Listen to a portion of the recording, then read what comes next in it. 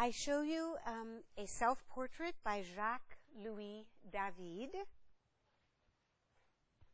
from 1794. He was 46 years old and had painted this self-portrait in prison, where he had spent several months between 1794 and then again 1795 for his activities with the French Revolution. He was an active supporter of the Revolution, a close ally of Robespierre, one of the Jacobin leaders of the Revolution. And in 1793, as a deputy to the revolutionary government, he had even voted for the death of Louis XVI of France, the King of France. Holding the palette and brushes in his right hand and a brush in his left, David stares directly at the spectator. I want you to notice that one of his cheeks, in this case, it looks like it's his right cheek, but he's actually using a mirror to paint himself, and we know it was his left cheek. It's slightly swollen, that he had a benign tumor in that cheek, the result of a youthful dueling incident. But it is a very naturalistic portrait, emphasizing earth tones and as I said, the distinct elements of his face and his garments. The art of this man, Jacques-Louis David, spans the period of the what's called the Ancien Régime. That's something that you'll get in the Captivate video online. I will spell it for you. Ancien Régime. Ancient regime is what it means. A-N-C-I-E-N. Again, A-N-C-I-E-N. Regime, R-E-G-I-M-E. Because after all, he was born in 1748. And monarchy would survive until 1789. He lived through the French Revolution. He lived through the establishment of the empire by Napoleon. And he lived through the reestablishment of monarchy in the 19th century. He lived a remarkable life and had a remarkable career. He's very much like a chameleon. You wonder how he could have survived in all of those different periods of time with all of the different allegiances that were required. And I think one of the reasons was that he was willing to compromise on some of his beliefs. But he was also recognized by all of the leaders during these historical periods as a great artist, and therefore of great value to them in terms of what he could do for them.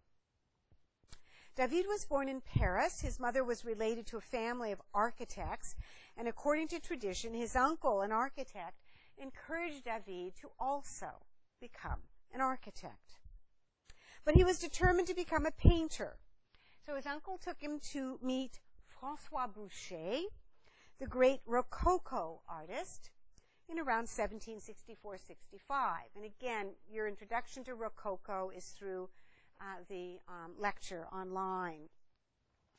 Boucher was 61 years old, failing eyesight, and he recommended that David study with someone else and that he would help him if he needed some help.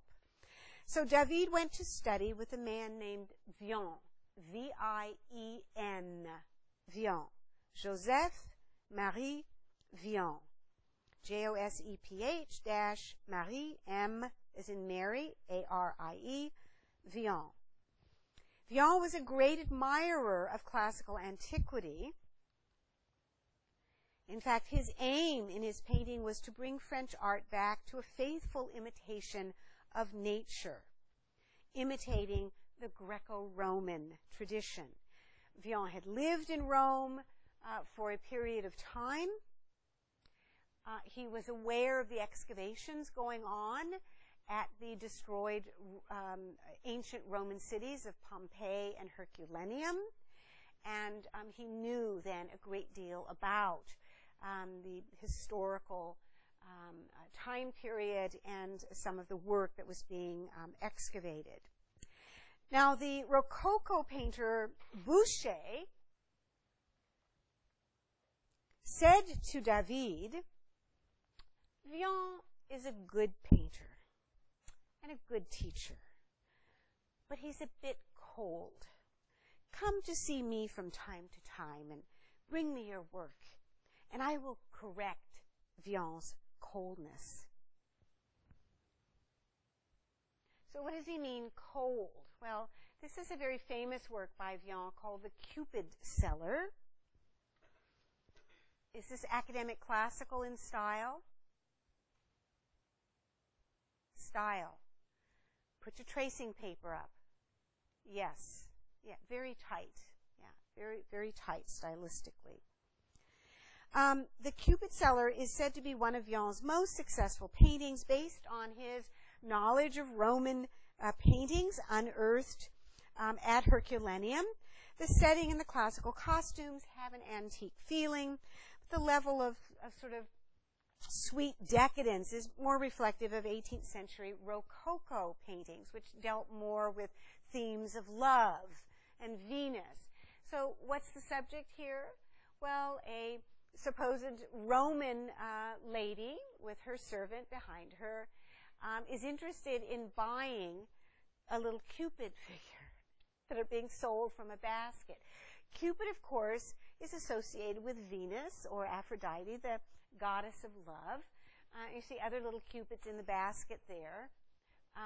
And what's interesting is that Cupid appears to be giving the bras de fer. The bras de fer. The arm of you know what you can do with it.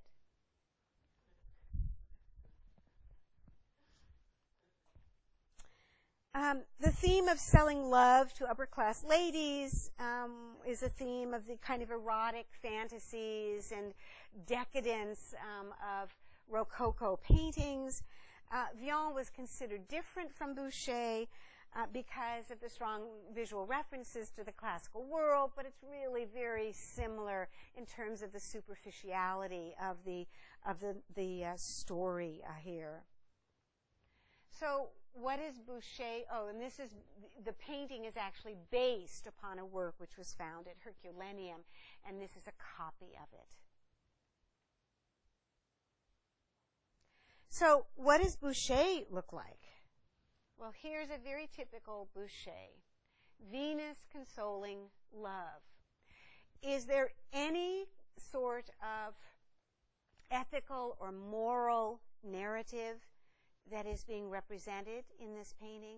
Are we going to learn anything from this that's important ethically or morally? No. Not in a Rococo painting. This is a celebration of love. So here we have Venus with other little Cupid-like figures, and Cupid is angry for some reason, and she's trying to console him.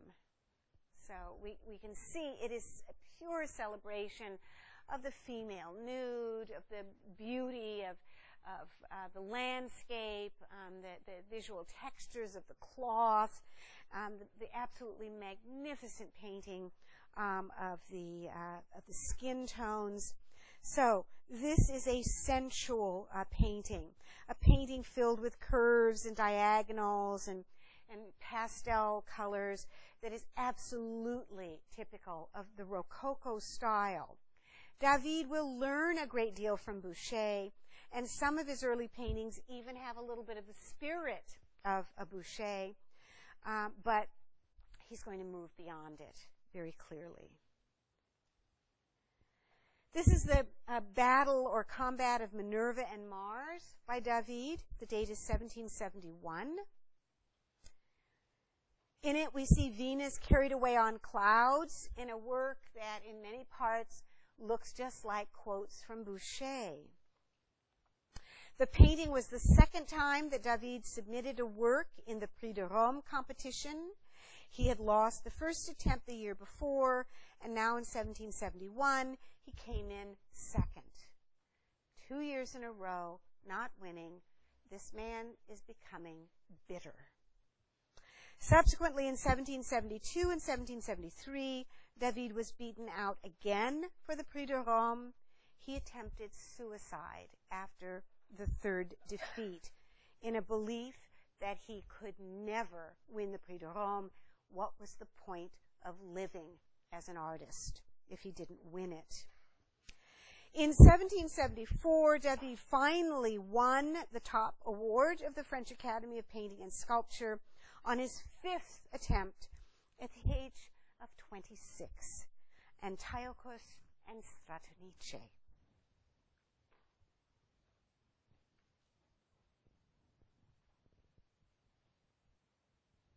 It's a modest-sized painting. It's about 4 feet tall by 6 feet wide, oil on canvas. In Antiochus and Stratonice, David references antiquity. This is a story from ancient history. Antiochus was the son of Seleucus, the king of ancient Syria. He's the young man who, by the way, has a gorgeous torso, turned frontally so that we can see it, so that we can see how brilliantly David can paint the nude. There he is. He's reclining in bed, his head thrown back against the pillow. He is suffering from a seemingly incurable, debilitating illness. So the king sends in all of his best doctors, his best physicians, to examine the young man who seems to be melting away to nothing. I don't know, he looks still pretty muscular at this point. And so finally, one of the physicians to the king finds out what's wrong and why Antiochus is so ill. Here's the king receiving the information. Here's the physician. Here is Antiochus. And who is this? Because clearly this figure is the focus, yes? The bright area, the physician pointing to her, the king's arms sort of spread out and causing us to look at her, a very mannerist-looking figure here in the corner who's sort of saying, yeah, that's it. So the story is that Antiochus had fallen desperately in love with his own father, the king's new young wife. And so the physician said, he is in love with your wife. You know. And the king says, oh, is that all? Oh, hell, he can have her. So that's the story that is being told here with the grouping of figures and the gestures and the setting. In its attention to detail and the abundance of figures in a rather, it's a setting where David wants to create a classical-looking setting, and in fact, we see classical elements of architecture in the background.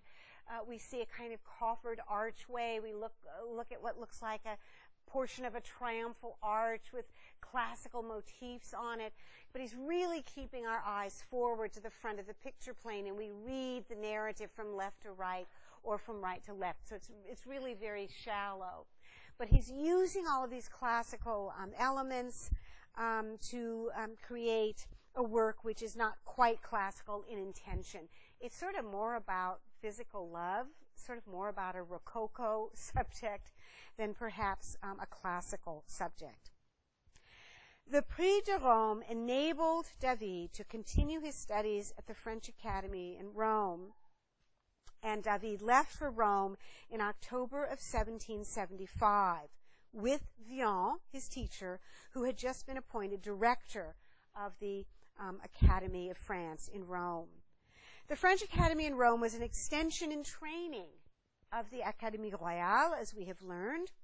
The prevalent view in the 18th and 19th centuries was that art in Italy and art of the Renaissance and antiquity, especially at Rome and Florence, should serve as a model of superior artistic achievement, serving to inspire a new generation. So you had to go to Rome. You had to go to Italy if you were to be considered a legitimate academic artist. And in Rome, David drew from antique sculpture as well as from the paintings of both high Renaissance and Baroque artists such as Michelangelo and Michelangelo Caravaggio. This is a work from 1777, or based on a drawing of 1777, in which we see David taking up the male nude. The study is based on his knowledge and study of a copy of a late Greek work in the Capitoline Museum called The Dying Gaul. So you see, he is using the material that he meets and becomes acquainted with in Rome to begin to inform his own work. The work also reflects on his study of the Sistine Chapel ceiling, specifically the seated male nudes on the Sistine Chapel ceiling by Michelangelo.